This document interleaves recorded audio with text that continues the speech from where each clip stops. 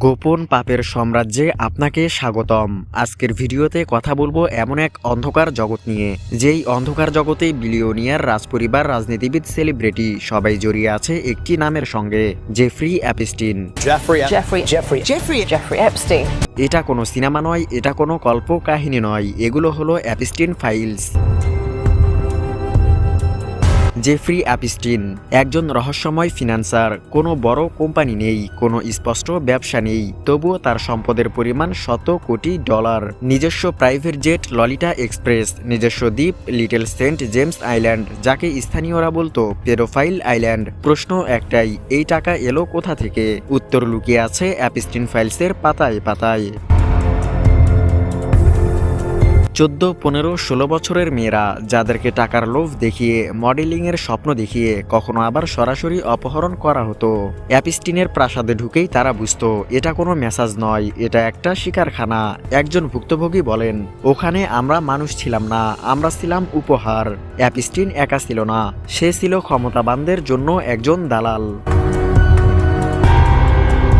অ্যাপস্টিনের private জেটের logbook, এটাই Epstein ফাইলসের সবচেয়ে ভয়ঙ্কর অংশ। এই তালিকায় পাওয়া যায় সাবেক ও বর্তমান রাজনীতিবিদ, রাজপরিবারের সদস্য, হলিউড তারকা, মিডিয়া মোগল এবং বিলিয়নিয়ার ব্যবসায়ী।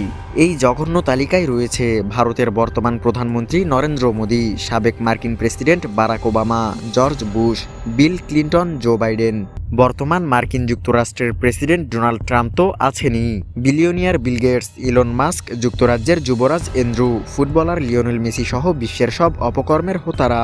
সদ্য প্রকাশিত অ্যাপস্টিন ফাইলসে এসব অপকর্মের খবর বেরিয়েছে, যা মার্কিন আদালতের নির্দেশে প্রকাশিত হয়। এই নামগুলো থাকা মানেই অপরাধ প্রমাণ নয়, কিন্তু প্রশ্ন হলো, এত ক্ষমতাবান মানুষ বারবার কেন যেত একজন কুখ্যাত যৌন অপরাধীর দ্বীপে? কেন এটা নিয়ে এত নীরবতা? অ্যাপস্টিন শুধু অপরাধী ছিল না, সে ছিল একজন আর্কিটেক্ট। প্রতিটি ঘরে ক্যামেরা, প্রতিটি মুহূর্ত রেকর্ড। সে জানতো ক্ষমতাবান মানুষ সবচেয়ে বেশি ভয় পায় সত্য প্রকাশের ভয়। এই ভিডিওগুলোই ছিল তার বীমা পলিসি। অ্যাপস্টিন মরার পর এই ফাইলগুলো কার হাতে গেল, এটাই সবচেয়ে বড় রহস্য।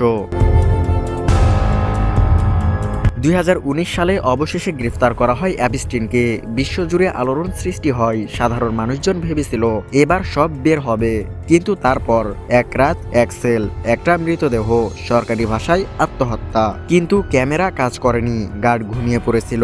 আগে থেকেই আত্মহত্যার চেষ্টা করা একজন বন্দীকে কেন একা রাখা হয়েছিল? প্রশ্ন বাড়ে, কিন্তু এর কোনো উত্তর পাওয়া যায়নি। আর জন্ম নেয় একটি বাক্য, অ্যাপস্টিন ডিডেন্ট কিল হিমসেলফ।